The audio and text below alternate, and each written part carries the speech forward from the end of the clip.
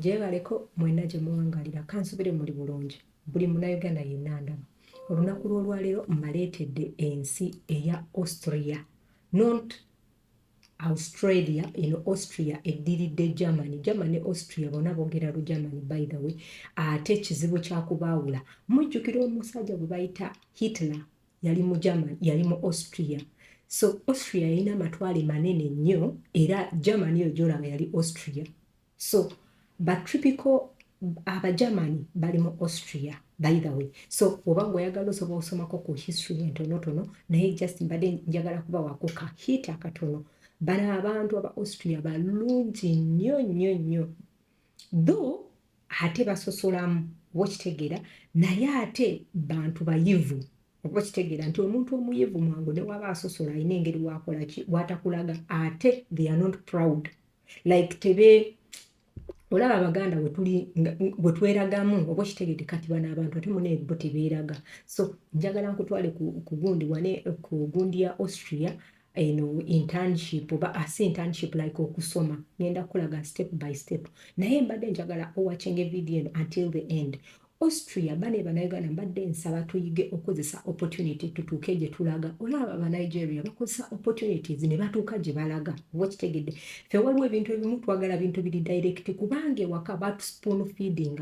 Ogenda ku ssomero teacher n'agamba what is science n'omuddamu science is the study of man of study of because ebityanzi sikyabijjukira kati nakugamba answer nakuddamu what is SST biki n'obyogera n'obiddamu. Okitegera kye nkugamba. So kati njagala okugamba nti njagala tukozese opportunities wano naye nga tu-aiminga wantu walala. Kati bw'okozesa opportunity eno ey'okugenda Austria n'ojja Austria si nsi nyangu mu bya asylum tejja kuwa asylum okitegeera naye ate esobola okuyambako n'ofuna omusajja omulungi ayagala family n'okola n'ojja n'osoma n'omaliriza oba n'onoonya omulimu awo weesobola okuyambira naye tetera kugaba butuuze nga wonolaba Germany.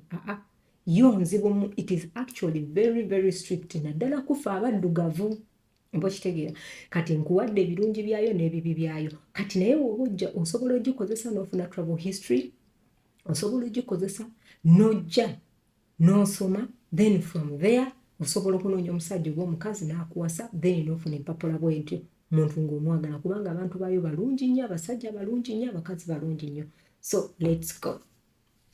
Genda ku Google obugambo buno butono nga gye nkomezza. Okay, genda ku Google owandiikemu ekigambo kati nga woolaba waneeno owandiikemu ekigambo bakiyita intern summer program 2024 in Australia oba kitegeera link eri awo. So kati njagala bagita intern summer program summer kati gosobola oteekamu 2024 in Australia in Austria. Austria bakita Österreich oba Österreich but waneeno tu pronouncing Österreich okitegeera. So eno ensi nnungi ate eno program bannange ya mu luzungu si Luganda si Lugermany nti oba biki nti beetaaga Olugermany edda luzungu like as in you study in English.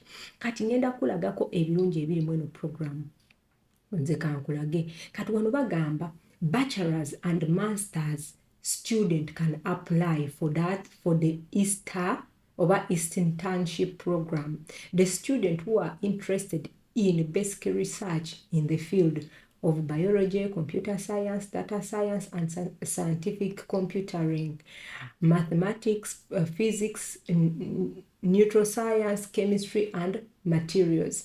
Kati olaba waneeno bw'obanga oyina bachelor oyagala kugira bachelors oba masters osobola okuapplyinga ku eno program oba okitegeera ng'oyagalamu ago amasomo genjize. Kati wano bagamba nti biri awo gwe kennyini so applicant who graduated with bachelor's or master's degree within a year from the program start date are also eligible to apply. Ne bakugamba the call for applications for the IST intern program intake is now open, which means you can apply. Era ne wano ne bakugamba apply, oba kitegere wano tugenda kujjawo. Kati mbadde njagala kulaga wano eno. Wano nga bakugamba application deadline February 15th February 2024. Oba kitegeera. Please note, the reference letters also need to be submitted by the same deadline on biki ndowooza obiwulira. Kati nga abantu bakugamba eno gundi egenda kubeerayo mu summer, oba kitegeera egenda kubeerayo mu summer, osobola okwesomera nga ggwe naye kankuwe just important keywords kanyongera okugiramu. Bakugamba wano, we welcome applicants from across the world, which means naffe abaddugavu across the world, which means the whole world, ne Uganda ne Kenya, fena actually they really want us. Nga bakugamba applicants must be enrolled bachelor or masters of science students or similar in good standing a degree granting institution. They must have completed at least the 4th semester of their bachelor's studies before the respective start date. Kati ndowooza ebyo biraba. Kati ne bakugamba kati waneeno kugenda ku duration wano bakugamba duration period egenda okubeera ng'osoma si bbanga panvu 2 to 3 months between May 15th May and September 15th. Exact date and strength are decided together with the supervisor. Gino emyezi si mitono n'ojja gwe ng'omanyi ky'oyagala. You understand? Gino emyezi mitono 2 to 3 months. Muganda wange jangu okikube jangu ofune travel history okitegeera. Okay, wano nga bakugamba application, the call for application for the ISTernship program 2024 biki is now open. Yes, kati wama mbadde njogeddewo. Kati nga bakugamba application materials, bakugamba weetaaga CV yo oba resume ng'ogikoze bulungi. Banne mukole resume nabibateerawo ku YouTube kwebiri, okwange kwebiri nga mbyogera mu Luganda. Statement of purpose, gwe ogenda kola ki statement okitegeera. University transcript and diplomas of all degree programs and all years you have attended and or are currently enrolled. We recommend to submit these in the original language as well as English. Kiwulira? Naye kati era ffe just tugenda submitting mu English because we only have one language, which is English. Contact information of 1 to 2 referrals. Ndowooza owulidde. Ne tugenda waneeno bakugamba internship program information. Successful applicants receive assistance with the travel and visa arrangement if required. Okawulidde? Kankaddemu. Successful applicants receive assistance with the travel and visa arrangement. Wobanga oyiseemu kweno program bagenda kukuyambako okubeera nga bakuyambako mu travel kyekitegeeza nga travel nga air ticket ne visa arrangement. Woba okyetaaze, but if you don't, but I think the person who is watching right now, you need the assistant. I think so. Anyway, kati ng'ojja wano nga bakugamba walala, each successful candidate receives compensation to assist with the cost of living in Australia and travel to and from Australia. Okitegedde? Let me underline this. Okalabe bulungi mukwano ow'ekitiibwa kankandrainingeko ne waneeno gw'okalabe bulungi. Olaba bino ebintu ebibiri bakugamba. Each successful candidate receives compensation to assist with the cost of living in Australia Austria and travel to and fro, which means they are going to give you the ticket of going and returning back. Banange, I want you to use this. Ugandans, I want us to take these opportunities. Njagala tukozese zino opportunities zino ofune travel history. If your dream is to go to America, kozesa this. Jangu waneeno osome emyezi 2-3 omale ogende. Nga bagenda kuwa tiketi ekutaala n'ekuza. Bannange obaako muzimu bannange nga tuyagala programu eno. Bannange Bannayuganda, I want us to use these opportunities. Nzibawa from the bottom of my heart. I make research. So amanyi gange genkozesa njagala mu applying naddala mu abantu abasoma. Do it. Make it. Kikube. Okay. Tugenda waneeno. tugende wano financial support nga bakugamba IST interns receive a monthly compensation. You understand? Buli mwezi they are going to give you the money. Oshitegera the compensation. Gabagamba the IST internship program is developed in cooperation with the OEAD. Actually, your organization nayo kati yebateekamuko kasente so nawe ne bakukuwa. The Austrian Agency for International Cooperation in Education and Research. Are we together, mkwano? Okay. So, ne bakugamba your organization handles the scholarship payment for a period of 3 months between May and September. Bannange bannayuganda mbabuulira, I'm doing these things. Njatuuka ekiseera nga sikyabikola. Wemba nga sikyabikola, sisuubira nti ogenda kufuna this opportunity. I would like you to grab it and use it and move. Okitegeera? Okay. Kubanga bali mukubawa. Okitegeera? Ogenda kijjanga health insurance. Austria has social security system. This means that you will have access to health insurance as soon as you start your IST intern program at IST. Banange, waneno, obulamu bwo buli so important such that gwenga gwomuntu wobanga otandise oyina okubeera ne insurance ey'obulamu bwo in case olwadde, in case ofunye accident, oyinza obutagikozesa naye nga insurance you have to be with it. So waneeno obulamu bw'omuntu like bwa muwendo, so oba olina okubeera si bye bya Uganda bye tubeerawo nga tulina insurance munnange ate eno n'ozunga akamotoka ne kakkuba ate biki munnange wano you have to be with it. Anyway, yebanaye nga ate nzuuminze nnyo ate ne bitandika okutambula mubadde ki mwefuge. Okay. Tuwade ku insurance. Then we are going to housing. Mwena mwebuuza ani agenda okunsuza, ani agenda okumbezaawo. Mukwano, come here, watch this video until the end. Housing, bakugamba, will have to subsidized accommodation on campus.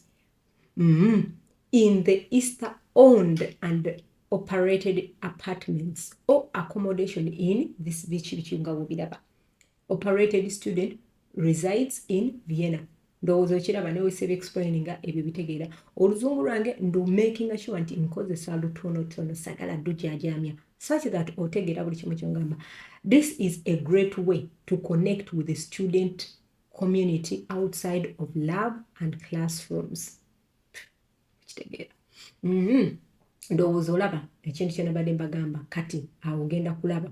Kati ndowooza olaba abaana bazzeewo baba abaana biki bazze osobola obyesomerako. Kati njagala kulaga ekintu kino eno. Kankikulage kanzireyo ku apply now. Genda wano eno ogambe apply. Era obugambo bukyali butono kati kambugezze. Kati ogenda kujja wano eno.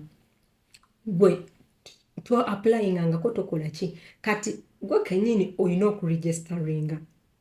You have to first register, otekemu email yo ogi repeating bwe bityo. Kati mbadde nsaba ogambe waneeno oleerere waneeno nga bakugamba I need to register. Wekitegedde.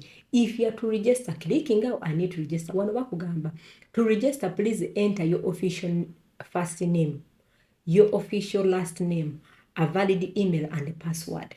Ndowooza mulaba amanyago bino byetwetuuma pretty simanyi bikoze bitya ebyo don't use it. Please don't use it. Kozesa amanya go Nakimbugwe Margaret nga amanya ago ge gali ne ku academic certificates zo nga ate amanya ago ge gali ku passport yo. Ndowooza munchenga panake. Ndowooza ntandika okuyiga Olunyankole ntandika okwogera mu Lunyankole oba nayogera mu Olunyarwanda like luzibu. Anyway, teeka waneeno erinnya lyo amanya go gombi oteeke email ogikole ki oteekewo then ogambe register. Ono registeringa ogenda maaso owandiike.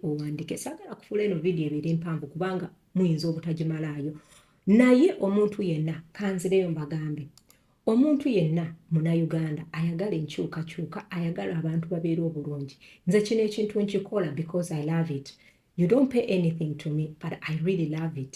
Not only nti nno ngenda funa watch hours oba ngenda kukola ki but I love what I do cause ne wembeera nga njagala okufuna opportunity still nsobola okugamba mpaayo kyojja mimiro biki bwe bito nkukolera ebintu bino naye nsalawo okuleeta ebintu bino eno kubanga nkwagaliza naawe naali kwagaliza n'oyagaliza munno gamba omuntu oyo waliwo YouTube zonna ezisinga nnungi ebintu birungi naye waliwo ekintu ekisuukako n'ogamba munnaye these things actually they are important they are useful nti nsobola ozikozesa n'engenda abantu awalala nkwegayidde sindika ye nkwegayirira sigenda kwegayira woba olina omutima omulungi kwata osindikire omuntu email manyanga this forward this message emutuukeko omuntu oyo nti ekintu kino kyokola gwe tokoma ku ekyo omuntu oyo waanaatambula ojja kumpulirira there are very many people abasobola okuwa obujulizi n'agamba mbabuulire may God bless this lady may God bless this lady I am here because of this lady there are very many people and they did not give me anything ate nga bakozesa amagezi gano ne besimanya batasobola vaayo so gwe omunnayuganda ayagaliza munne oyinza okubeera nga gwe tolina biwandiiko nga tewasoma kutuuka eyo but yagaliza you can share it on your platform you can share it somewhere else n'oyagaliza munno abantu gye bali Uganda nga balina this kind of basoma naye nga tebamanye this opportunity downloading a video eno ogisindikire omuntu oyo obanga omuntu oyo bamayinza okuba talina data gidownloadinge bulungi ogimusindikire I love you all mono Christmas nsaba mukama akweky'osinga okwagala nsaba mukama akumpeere gwe omutima gwo gwe kiyayaanira kubanga nze nzikiriza katonda blessings why can't I bless others okitegeera so kinsanyusa nnyo nga nze omuntu ngamba blessings kubanga I lose nothing okublessing omuntu era mbagamba may God bless you who you are going to share this video who are going to see me until the end may God bless you I love you all peace.